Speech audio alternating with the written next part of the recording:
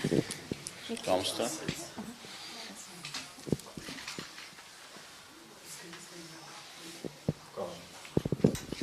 Պարոն Դանիելյան, ինչպես հասկացանք, եկել եք ձեր աջակցությունը հայտնելու Տիկին Մարգարիտային եւ այն 10 ընտանիքներին, ովքեր այս պահին կացության խնդրի առաջ են կանգնած, կընտրեմ մի փոքր մեկնաբանեք։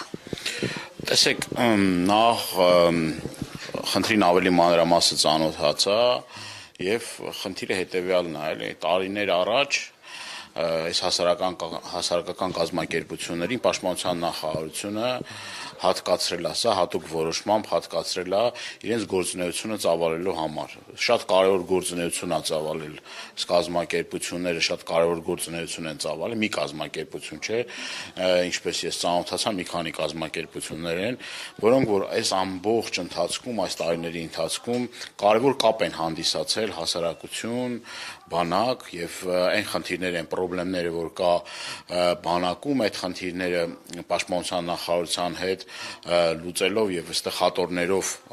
Տիկին Մարգարիտան ցույց էր տալիս են խնդիրները, որոնք որ լուծվել են իրենց անմիջական մասնակցությամբ եւ դա շատ կարեւոր է եղել։ Պետք է մեր հայրենակիցների համար շեշտենք, որ այս մարդիկ հերոսների ծնողներ են, ընտանիքի անդամներ են, պատահական մարդիկ չեն այստեղ հավաքված։ Այդ մարդիկ իրենց ընտանիքի ամենաթանկն են տվել, իրենց երեխաներին են տվել, իրենց հայրերին են տվել։ Այսինքն այս մարդիկ են այդ խնդիրներով զբաղվողներ եւ այս մարդիկ են այստեղ, որ այս գործունեությունը ծավալում են։ Եվ հիմա քանի որ գիտեք, որ ինչ գործընթացներ ա գնում եւ այդ գործընթացների կոնտեքստում գիտեք, որ մերձեցում ա գնում հայ-ադրբեջանական, հայ-թուրքական եւ այլը, սկսում են քիրվայություն անել ադրբեջանցիների հետ եւ այս ամեն ինչի մեջ ուրեմն գալիս ա մի հատ որոշում են կայացնում, որով որ եթե չեմ սխալվում դեկտեմբեր ամսին կառավարությունը որոշում ա կայացնում, որ շենք շինությունը պիտի հանվի աճուրդի, առանց այս մարդկանց հետ զրուցելու, առանց խոսելու, առանց խորամուխ լինելու, թե այս մարդիկ ինչ գործունեություն են ծավալել, կամ հակառակը հասկանալով, որ ինչ գործունեություն են ծավալում, այդ երկուսից մեկն է։ Իմ կարծիքով իրենք լավ էլ գիտեն, ասենք եւ Տիկին Մարգարիտան եւ տարբեր հասարակական կազմակերպություններ, որ մեկտեղվում են այստեղ, իրենց գործունեությունը տարիներ շարունակ ես օրինակ իմ պատանեկան հասակից հետևում եմ եւ շատ լավ գիտեմ եւ Հայաստանում շատ քիչ մարդ կա, որ տեղյակ չի այդ գործունեությունից։ Եվ կարող եմ այսօր համոզված կերպով պնդել, որ սա կազմակերպված, ուղղորդված, նպատակադրված քայլ է, որպեսզի այս կազմակերպությունների աշխատանքը այլևս գոյություն չունենա։ Եվ ամեն ինչ փողի մեջ չէ, այսինքն այս նորից եմ կրկնում, տարբեր ժամանակահատվածներում, թե 90-ականներին, թե նաև այստեղ ծանոթանում եմ քառօրյա պատերազմի եւ 44-օրյա պատերազմի ընտանիքի անդամներ են, որոնք որ պետությունը պետք է իրեն գլխին դրած մանածի։ Պետք է ամեն խնդիր, որ այս մարդիկ մի հատ խնդրով իրենց դիմեն, պատրաստական են այդ խնդիրները լուծելու։ Ֆինանսական աջակցություն ցուցաբերի, նյութական աջակցություն ցուցաբերի, ամեն ինչով կանգնած լինեն այս մարդկանց կողքը, բայց չէ, խոչընդոտելով աշխատանքը պարզ է ինչ ծառայություն են մատուցում մեր թշնամիներին։ Սա ստորության, սա անմարդկային վերաբերմունքի գագաթնակետն է։ Ես բառեր, խոսքեր չեմ գտնում նկարագրել իմ վրդովմունքը, իմ զայրույթը եւ ասենք ինչքան կարելի է իջնել, ինչքան կարելի է հասնել այս չգիտեմ, այս շրիշակից էլ ներքև։ Պատրաստվում եք ինչ-որ քայլեր ձեռնարկել աջակցելու համար։ Իհարկե մենք եւ իմ այստեղ լինելը հենց դրա օրինակն է, ես եկել եմ իմ անձնական օրինակով ցույց տալու, որ ես կանգնած եմ այս մարդկանց կողքին, այդ կանգնած այն խոսքը չի, ինչով որ կարողանամ իմ падգամավորական մանդատի շրջանակներում, ոչ միայն падգամավորական մանդատի, այլ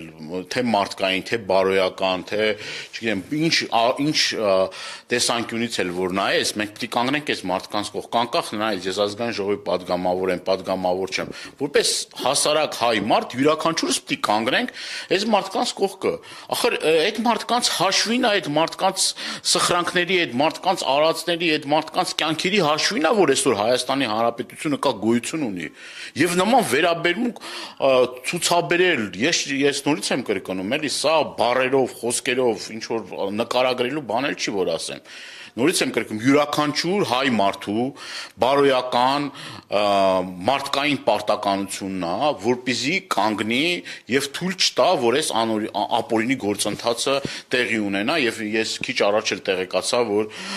գործը արդեն դատարանում է եւ դատարանում պետք է քննվի, անհապաղ պետք է վերականգնվի այստեղ խոսանքի մատակարարումը, մարդիկ իրենց բնականon գործունեությունը պետք է ծավալեն, այդ օրենքը, որը որ ըստ այդ կներեք, որ այն որոշումը, որի հիման վրա այս մարդիկ իրենց գործունեությունը ծավալել են, դա անվավեր չի համարվել, այսինքն պետք է շարունակի գործել, գործն էլ դատարանում է, դատական ընթացքից արդեն շատ բաներ պարզ կլինի, բայց մինչև այդ այս մարդիկ պետք է իրենց բնականon գործունեությունը ծավալեն, այլ կերպ չի լինի։ Սա կրկնում եմ,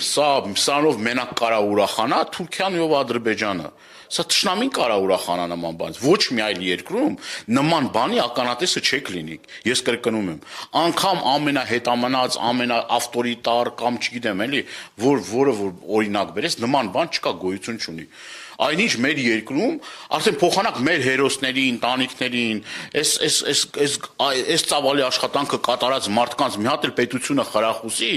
եղածն է ձեռքից վերցնում, ինչ անեն բա այս մարդիկ։ Բա ինչը բանակ էլ պետք չի, էլ հերոսներ էլ պետք չեն այս երկրին, բա ինչ օրինակով պիտի դաստիարակենք մեր երեխաներին։ Մեր մատաղ սերնդին ինչ օրինակով պիտի դաստիարակենք։ Այս օրինակով, որ այս մարդկանց շենքից հանում են։ Որ նման վերաբերմունք էին արժանացնում այս մարդկանց, ուղղակի ապշեցնող այս սա որևէ էլ եմ կրկնում բառի խոսքեր չեմ էլ կարող գտնեմ բնութագրեմ այս անմարդկային թշնամական վերաբերմունքը սեփական հերոսների ընտանիքների նկատմամբ։